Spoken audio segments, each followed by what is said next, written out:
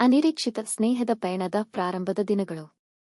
ರಾಜು ಆಗತಾನೆ ತನ್ನ ಹಳೆಯ ಬಾಡಿಗೆ ಮನೆಯಿಂದ ಸ್ಥಳಾಂತರಗೊಂಡು ಹೊಸದಾಗಿ ಹಿಡಿದಿರುವ ಪುಟ್ಟ ಬಾಡಿಗೆ ಮನೆಗೆ ತನ್ನ ಎಲ್ಲಾ ಲಗೇಜ್ಗಳನ್ನು ವರ್ಗಾಯಿಸಿದ್ದ. ಮೊದಲು ರಾಜು ವಾಸಿಸುತ್ತಿದ್ದ ಮನೆಯಲ್ಲಿ ಅವನ ಜೊತೆಗೆ 3 ಸ್ನೇಹಿತರು ವಾಸಿಸುತ್ತಿದ್ದರು. ಅವರಲ್ಲಿ ಒಬ್ಬನು ಸ್ನಾತಕೋತ್ತರ ಪದವಿ ಪೂರ್ಣಗೊಳಿಸಿ ಪುಣೆ ನಗರಕ್ಕೆ ಉದ್ಯೋಗದ ಕನಸು ಬೆನ್ನಟ್ಟಲು ಹೊರಟಿದ್ದ. ಮತ್ತೊಬ್ಬನು ಬೆಂಗಳೂರಿನಲ್ಲೇ ಕೆಲಸ ಹುಡುಕಿ ತನ್ನ ಅಣ್ಣನ ಬಳಿಯೇ ನೆಲೆಸಲು ನಿರ್ಧರಿಸಿದ್ದ. ಮೂರನೆಯವನು ಹೈದರಾಬಾದ್ನಲ್ಲಿ ಉದ್ಯೋಗ ದೊರೆತ ಕಾರಣ ಹೈದರಾಬಾದ್ಗೆ ಹೋಗಲು ನಿರ್ಧರಿಸಿದ್ದ.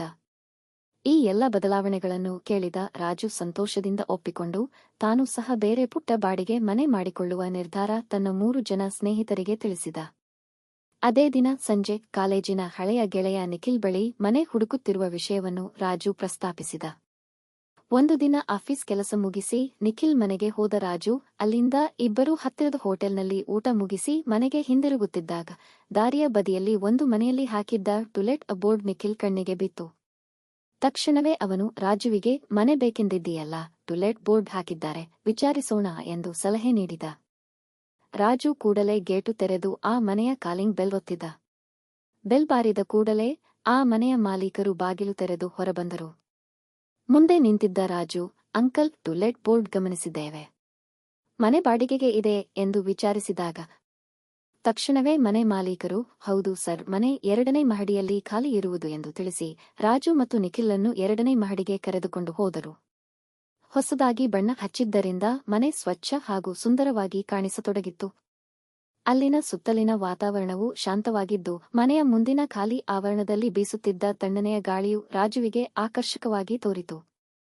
ಹೇಗಿದೆ ಮನೆ, ಇಷ್ಟವಾಯಿತಾ ಎಂದು ನಿಖಿಲ್ ರಾಜುವಿಗೆ ಪ್ರಶ್ನಿಸಿದ. ರಾಜು ಖುಷಿಯಿಂದ, ಮನೆ ಚೆನ್ನಾಗಿದೆ. ಇದು ನನಗೆ ಉಳಿದುಕೊಳ್ಳಲು ಸೂಕ್ತವಾಗಿದೆ. ಮತ್ತೆ ಇಲ್ಲಿಂದ ನಿನ್ನ ಮನೆಗೂ ತುಂಬಾ ಹತ್ತಿರವಾಗುವುದು ಎಂದ. ಇಬ್ಬರೂ ಮನೆ ಮಾಲೀಕರಿಗೆ ಮನೆ ಇಷ್ಟವಾಯಿತೆಂದು ತಿಳಿಸಿ 2 ದಿನಗಳೊಳಗೆ ಉಳಿದುಕೊಳ್ಳಲು ಬರುವುದಾಗಿ ಹೇಳಿದರು.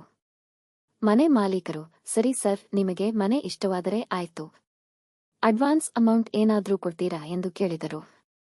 ರಾಜು ತಕ್ಷಣ, ಎಷ್ಟು ಕೊಡಬೇಕು ಸರ್ ಎಂದ.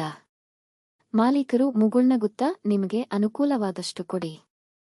ಉಳಿದ ಹಣವನ್ನು ನೀವು ಮನೆಗೆ ಬಂದ ಮೇಲೆ ಕೊಟ್ಟರೆ ಸಾಲುತ್ತದೆ ಎಂದರು. ರಾಜು, ಸರಿ ಸರ್, ನಿಮ್ಮ ಮೊಬೈಲ್ ನಂಬರ್ ಕೊಡುತ್ತೀರಾ? ಮಾಲೀಕರು, ತೆಗೆದುಕೊಳ್ಳಿ, 996948. ರಾಜು, ಫೋನ್ಪೇ ಮೂಲಕ ಹಣ ಕಳುಹಿಸಿದ್ದೇನೆ ಸರ್. ನಾವು ಈಗ ಹೊರಡಬಹುದಾ? ಮಾಲೀಕರು, ಸರಿ ಸರ್, ಬರುವ ಸಮಯದಲ್ಲಿ ಒಂದು ಕಾಲ್ ಮಾಡಿ ಬನ್ನಿ. ರಾಜು, ಸರಿ ಸರ್. ಅನಿರೀಕ್ಷಿತ ತಿರುವಿನ ಹೊಸ ದಾರಿಯನ್ನು ಬೆನ್ನಟ್ಟಿ ನಿಂತಿದ್ದ ರಾಜು ತನ್ನ ಬದುಕಿನ ಹಾದಿಯಲ್ಲಿ ಏನೂ ನಿರೀಕ್ಷಿಸದಂತೆ ಬಂದ ಅಪೂರ್ವ ಸ್ನೇಹದ ಬೆಳಕು ಗೀತ. ಅನಿರೀಕ್ಷಿತ ಸ್ನೇಹದ ಪಯಣದ ಮುಂದಿನ ಭಾಗದಲ್ಲಿ ಅದರ ಸಂಪೂರ್ಣ ಅನುಭವವನ್ನು ನೀವು ಪಡೆಯಲಿದ್ದೀರಿ.